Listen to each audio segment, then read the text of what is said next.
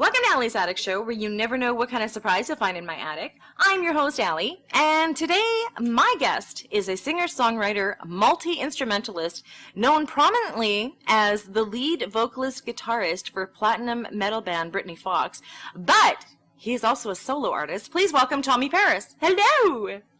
How you doing? Good, how are you? How's it going, Allie? Good to see you. Yeah, good to see you, too. I actually get to see you. This is cool. So you're touring right now, right? You're in a hotel room, I'm assuming? Yep. We're in Washington State, playing at the casino. Let me make sure I pronounce this right. Hold on. The chair looks really comfortable, by the way. Thank you. You're welcome.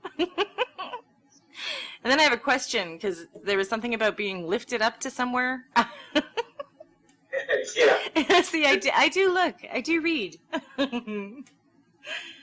Oh, this is funny. It's so funny looking for the name of the hotel, and it's nowhere?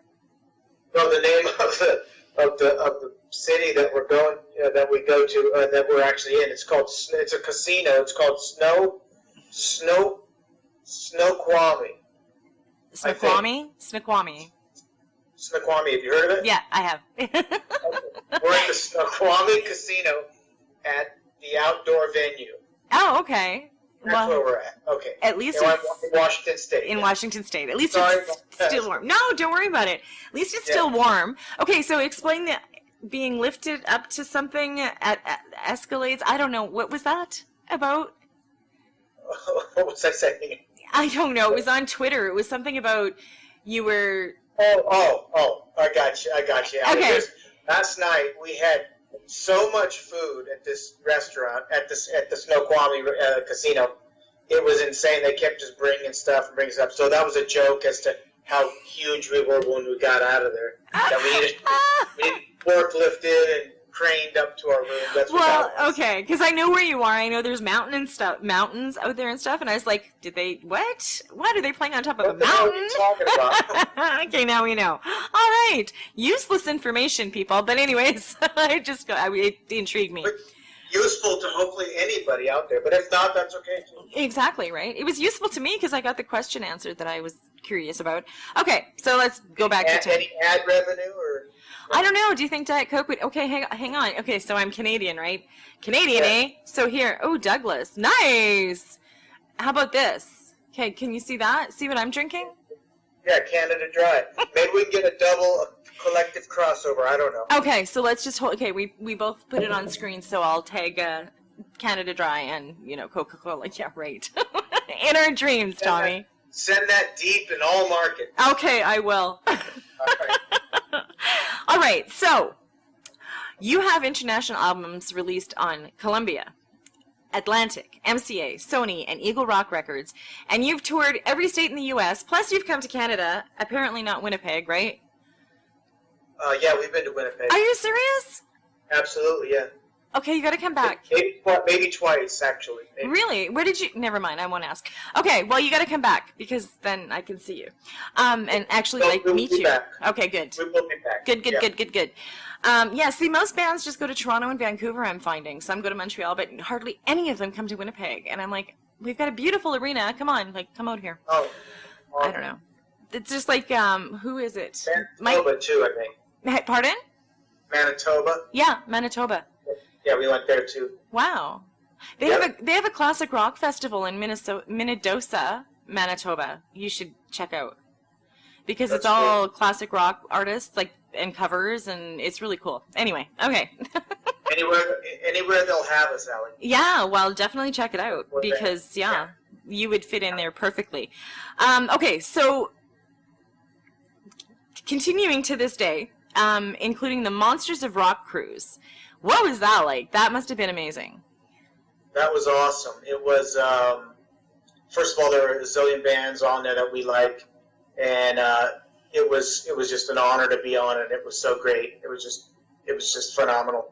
And 3 days out on the ocean, it was different. That was the first time I've ever been on a cruise ship. Wow. You think it's so big that you don't quite tell the motion, but you can feel it swaying a bit here and there, Yeah. And I used to like to sit sit up in the window. They have little tiny, like airline plane windows. Yeah. But it had like a little bench in there. So I would like to sit in there and then close the curtain behind me and just look at the water as we were going. It was really cool. Yeah, see, I want to go on a cruise, but I'd need a whole bunch of seasickness medication because when I lived in BC, I went salmon fishing. And you know what? When I was sitting inside, I started getting sick, but when I went outside and like sat in the fresh air, I was okay. And I grew up on water. I mean, I'm from a small town where I learned how to fish, hunt, the whole shebang. And I was shocked that I got ocean or seasick, whatever it's called. So I don't know if I could sit at a window and just stare at the water. Okay, so also, I mean, you've done so much, my God. You've been on Sirius XM's Hair Nation Festival. You have also been at the M3 Festival, Farm Rock Atlanta, and a whole bunch of large multi-bill concerts. Now, if people don't know this, they're going to know this now. You've also appeared on MTV and VH1 multiple times as a guest and in videos. Mm-hmm. Yep. So, how long... 1,000 years ago, okay. I was just going to say, how long ago was that? Because we don't hear, I mean, MTV still broadcasts, but it's like it's reality shows. Remember back in the day when they actually showed like music videos? Yeah, Allie, do you remember when it first came out? I don't know if you're old enough to remember, but when 1981 was when MTV very first got launched. And they'd play all those, remember the Buggles video killed the radio stars? Yes. Anyway, that was like the first video. But what was cool back then, there were no ads, and it was back-to-back music videos. It was awesome. Yeah, it was. It was like for years and years. It was so awesome. And then at some point, they started adding some game shows and this and that. Everyone needs to make revenue for their stations. I get it. Yeah. But then it got more and more and more, like spring break coverage, and that, that's fine. But it just got further and further away from the back-to-back music videos, and that's too bad because that was the best part of it. Yeah, it was. So cool. Well, I mean, CMT, I used to watch CMT all the time, too, and they're doing the same thing now. I mean, it's all shows. But, I mean, yeah, they got to make money, but you think, hello, music station. Anyways. Okay. Make a new one that does only music videos back to back. Maybe there's one and I don't know of it. Do you know of one? Yeah, my TV. No, I'm joking. My YouTube channel, when I put it up on my TV, no, I don't know of any anymore. Like none at all. Yeah, I mean neither. Let me know, will you? Yeah, I will. I'll keep you updated. Now I'm going to be searching. I'm not going to find anything. So, okay, Tommy, you've done all this stuff. You're so talented. I love your songs. When did you decide, you know what, I'm going to be a rock star? When I was 8 years old. Wow. Yeah, I was, we were in San Jose and we moved to Northern California. It's a tiny town you've never heard of called Chester. It's near Lake Almanor. It's about 70 miles east of Chico. Chico, the college town, Anyway, we moved up to this tiny town. My mom got a piano. And for her to learn, and then I took to it and started learning stuff by ear, and was listening to like Deep Purple and Elton John and Carnival 9, Emerson, Lake and Palmer, all that stuff, and classical music and stuff. And then I just fell in love with rock and roll, and pretty much around then, when I was 8, wow. I said I want to make albums, and I want to tour the world. That's what I wanted to do from that point on. Still hasn't changed. Hasn't always worked out the way I planned. But that's how it started, yeah. That's awesome. And then, okay, so you graduated high school, and then you began touring neighboring states in popular cover bands is how you started out, right? Yep. I love classic rock. I live, breathe, eat classic rock. And the 70s. That's just my genre that I love. Plus all the indie music, because I hate listening to people that all sound the same. What was one of the favorite cover bands you were in? Favorite cover bands? Geez, I was in so many. One was a band called Cry, K-R-Y. They actually relocated to Seattle. I think they've been here ever since like '87. Because they were great. Friends of mine from school. Another one was called Made in America. It was Maiden, like Iron Maiden. Made in America. That was a fun one. Probably one of my most favorite ones when I first moved out of high school. when I finished high school, I moved out of my mom's house. Actually, I left in the fall to go to Sacramento. Came back for Christmas time, and then after Christmas, I was kind of just loitering and hanging around. And my mom goes, "You've got to get out of here. There's nothing you can do here. You want to do your music? You're not going to do any of that here," because the town was really small, which was fun. It was funny to hear her say. She was kind of blunt, She's like, "You've got to get out of here." Anyway, so what was the original question? What was your favorite cover band? You're saying one of your favorites was, yeah. Okay, so I got out. Mom said, "You got to get the hell out of here." Went back to Sacramento, and I formed a band, and I'm trying to remember the name. It was a 4-piece. I just sang. It was a guitar and drum and bass player, and we did really heavy stuff like old Black Sabbath, stuff like that. And what the hell were we called? I can't even remember the name of the band. It was a semi, not devilly, but semi, dark type band, and we played Alice a lot Cooper, of old Black Sabbath, yeah, Ozzy Osbourne. Whatever the name of that band was, I can't even remember the name. But that was the favorite one. Cool. Okay, so you've also performed as a drummer-singer in country, rock, and punk groups, most notably with Chris Cale, and now this is one of my favorite bands, Five Finger Death Punch, in the Las Vegas-based The Utmost. What is that? We had a band. It was a buddy of mine, Don. He sang and wrote all the songs. He kind of sounded like a Billy Joe Armstrong, and he wrote songs similar to Green Day. Oh, okay.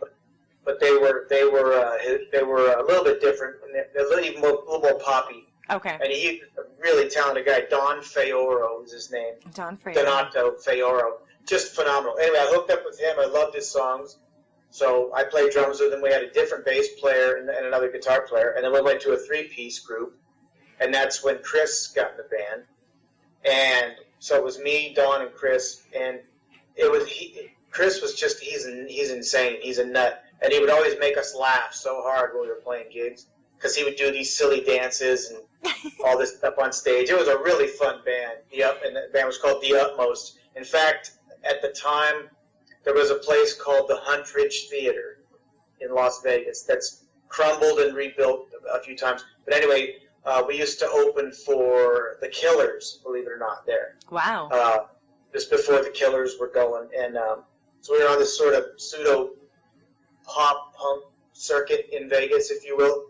And that was during that time, and that was just a phenomenal time. Well, that's cool. That's the band with Chris. You don't think Chris Cale would be like that? I don't know. I didn't think that's cool. You see all the things you find out. Now, you've also recorded or played with industry heavyweights, and now we're going to talk about some of my heroes. Zakk Wylde, Ozzy Osbourne, Black Label Society. Ricky Rocket, Poison. Do you know how many times I play Every Rose Has Its... Anyway. Jimmy Crespo from Aerosmith. I mean, come on, Aerosmith? They're iconic. David Ragsdale from Kansas. And you know what? I wish they still played because...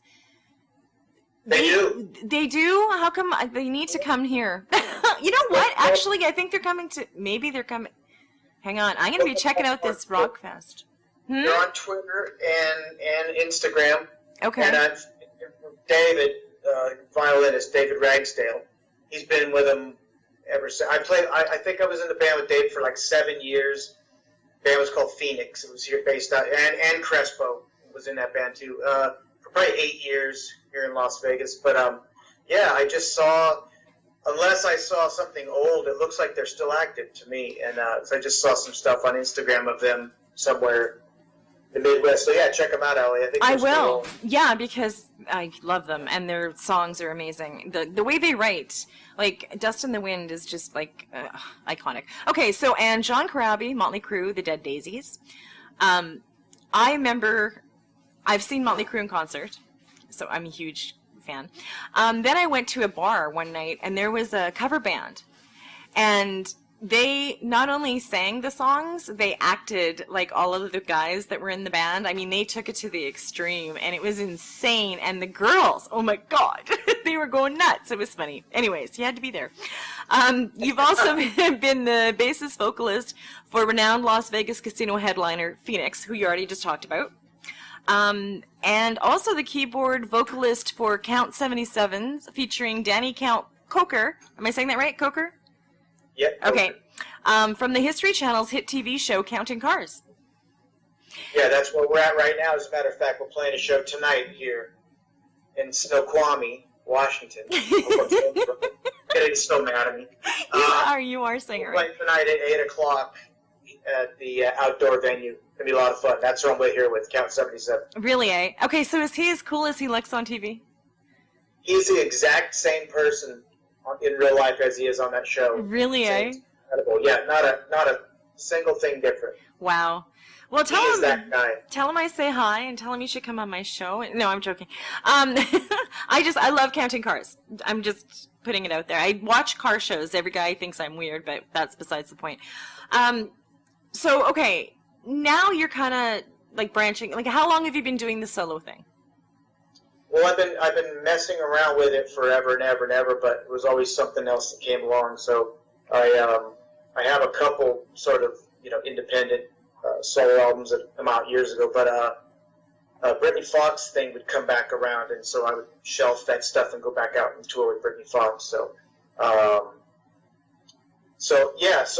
been working on it, and finally I got an album of stuff, which is the Tommp Paris Band, that I just absolutely love. I finally got some stuff. I took some time off from writing. I was just not inspired. And I would just sit with my guitar and my amp going and just record really rough demos onto my phone, just guitar riffs, no songs, no lyrics. And I came up with some stuff. It was like being a radio receiver. Stuff was just coming to me like, did I write that? Like, it sounds like something. And I'd ask people, hey, does this sound like, I nicked this off something? Like, no, it sounds unique. So, but anyway, this record, I got to the end of it, and I'm like, this is the most favorite thing I've ever recorded or written. And this record is as independent as it can get. I wrote it all, recorded, engineered, produced, and so it's 100% mine, and I couldn't be happier. I've written other stuff before, just show that besides Britney Fox things coming around, I end up hating everything I write.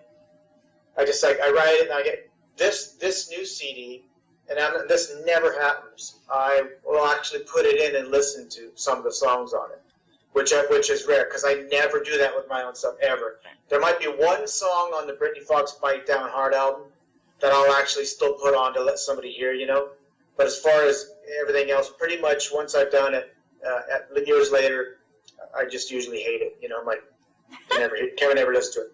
So it's incredible for me to actually take this new CD, and I'm not kidding you. I'll actually listen to a few songs on it and crank it up, and I get jacked up. I'm like, well, I'm really excited about it, really excited. Awesome. And other people have had that same reaction to Down and Make It Fit get probably the most attention. But some DJs have put on Down and they go like, and they're expecting whatever they're expecting, and hear them, talk to them when they're like, man, I hate everything new I get. I can't stand it. And this came on, I was like, yeah, right on. It's like more straight ahead rock and roll, hard rock, heavy rock / metal-y, and they're way into it. And like they got the same reaction that I got to it. It got me excited. So I figured, geez, others would get excited. Yeah, that's the most favorite thing I've ever done. This record. Well, it's a great record. I mean, the songs are amazing, and it gets me going too. And it takes me back a little bit. Like when I first started listening to your music, I mean, I could hear a little bit of GNR because you bring that kind of element to it, and then a little bit of Helix, and you bring that kind of element to it, and it kind of like it's rock and metal all combined. And I can't. You know what though? When you were saying that you couldn't, you hated it I can't listen to my own voice. Like, I don't listen to my interviews after I'm done. I mean, I edit them and then I'm done. I can't listen to them because I think I sound awful. And I was a radio announcer for 18 years, and I could not listen to myself because I think I sound awful. So I know where you're coming from. But yeah, there's one song, I'm going to talk about it, that just, oh my God, Tommy, it's amazing. We need more of you out there, because if you listen to music now, especially on the radio, that's what is missing, is the rock. And that's what you're bringing to the table. And seriously, we need more artists like you. Like, seriously. I don't know how somebody hasn't signed you and made you like, you know, I don't know. I mean, the sad thing about the industry is if you are a signed artist, they want you to play what's selling. So then all the artists tend to sound the same. And there's no variety. There's no nothing. And this pop stuff and singer-songwriter stuff that's kind of like Shawn Mendes and Ed Sheeran and Adele and, you know, all that. And it's no offense to them. They're talented as hell. But they're being told, okay, do this, do this, do this. Yeah, they have a formula that sells, and they just regurgitate it until it stops selling. Exactly. And then they move on to the next abomination. Exactly. It was the same thing, Al, it happened in the 80s. It started with about 1983, where it started getting glamoury, and when Bon Jovi came, and the hair got bigger, and then it was cool. But then record companies kept pumping bands out. In fact, I was in one of them, you know. But see, Britney Fox got a deal. It was a little more organic. No one put them together, but it was happening a ton. And then finally, when Nirvana happened, it was just time. It was so, and people were just like, we've just seen this to death. Mm-hmm. So I understand why that happened, but they do that every time they get a trend. As soon as Nirvana was big, they started doing groups that sounded like Nirvana and pumping them out, and then eventually, you know, move on to the next thing that sells, and et cetera, et cetera. Yeah. And I get it; it's a business; they got to sell records. But yeah, earlier in the '70s. Tommp Paris was great. Yeah, I'm so sad when he's gone. He's awesome. But when he was on the Rock and Roll Hall of Fame, and I don't know if he was inducting someone or if he was accepting for his. But either way, he goes, you know, it's really sad the way the music industry is. He goes, because back in the '70s, they used to give you 3, 4, 5 albums to get your shit together and figure out what you are as an artist, you know, and sometimes it takes you a few records. You know, bands would they'd make a record and they'd go tour. There was no MTV. This back in the '70s. Mm-hmm. No MTV. So to get their music out, they had to play live. You know, and he said, yeah. He goes, I never would have happened if it wasn't the '70s because they gave me, you know, a few records to get it together. And nowadays it's one record and done. Yeah. If you don't sell a zillion copies on that one record, then you're done, you know. You don't get a chance to even develop. Yeah, and that's sad. That's sad. I mean, that's why when I said at the beginning, I listened to the '70s all the time. And what I like about the '70s is some of it sounds the same, but a lot of it is all different. And it's the singer-songwriter vibe, but it's also just I'm not having to guess at who it is or not questioning, didn't I just hear this artist? And that's what it seems like on Top 40. And it's no offense to any of the artists. I mean, they're all very, very talented. They're just being told what to do, and that's what they're doing. And I mean, they're making money at it. That's great. And everybody's making money. It's just, I'm done with it. I can't do it. I need variety, which is why I love doing this and why I love discovering artists like you, because I'm serious. People need to they need to be putting more of you on the radio and less of what they're putting on.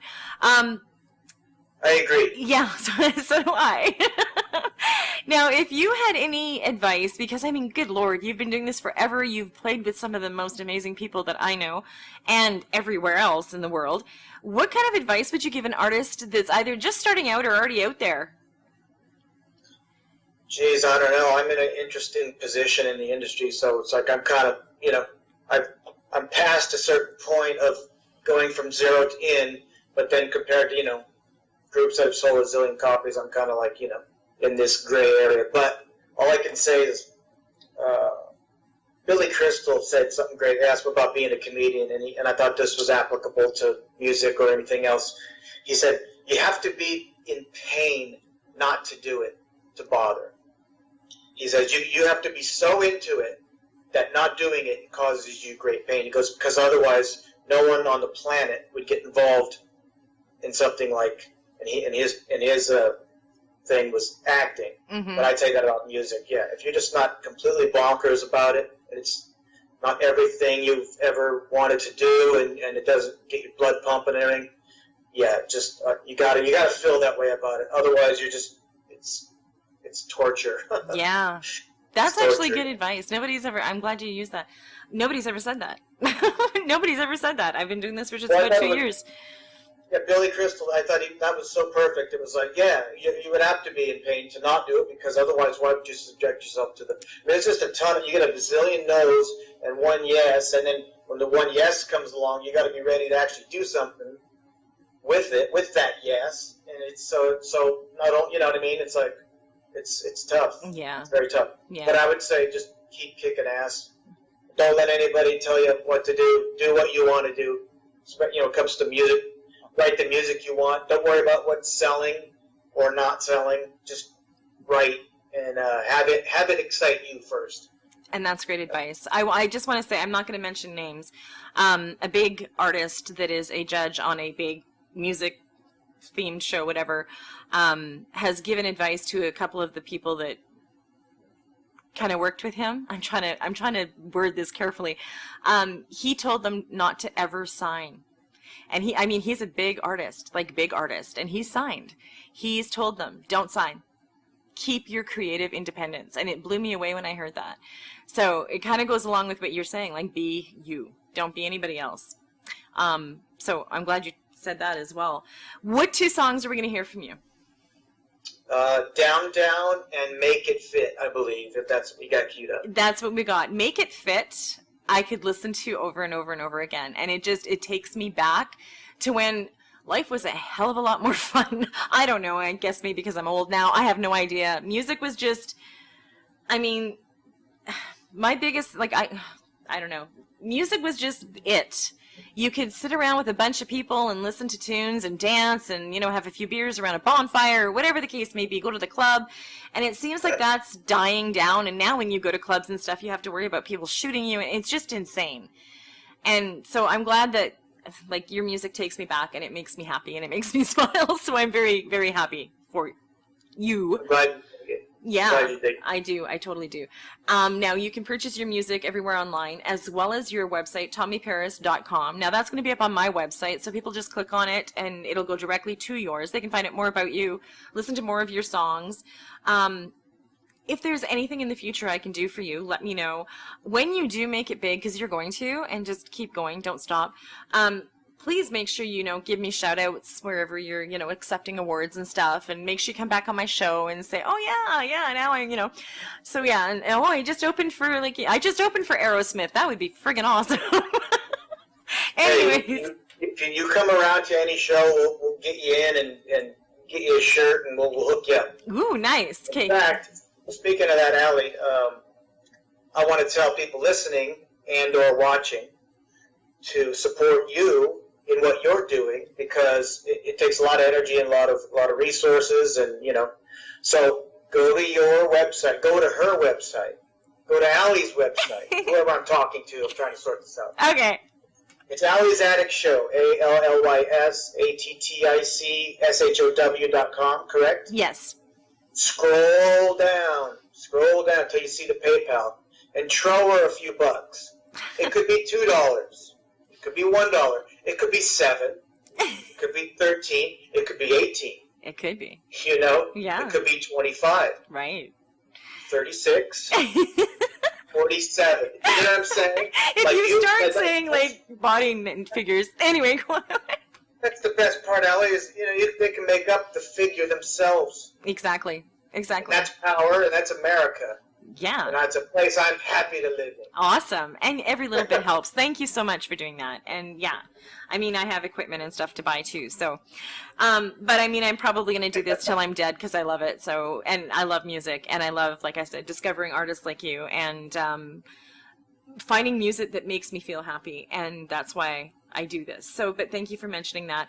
I want to say thank you so much for coming on my show. I've so enjoyed talking to you. You made my Friday, because my Friday's been a little crazy, and you kind of topped it off, and now I have the whole weekend ahead of me, and you just made me smile. So thank you so much for that, and thank you for coming on. Thanks for having me on, Allie. Appreciate it. Anytime. And thank you for joining me on Allie's Attic Show. Keep checking my website, because you just never know what kind of surprise you're going to find in my attic. Everybody have a great weekend. Cheers.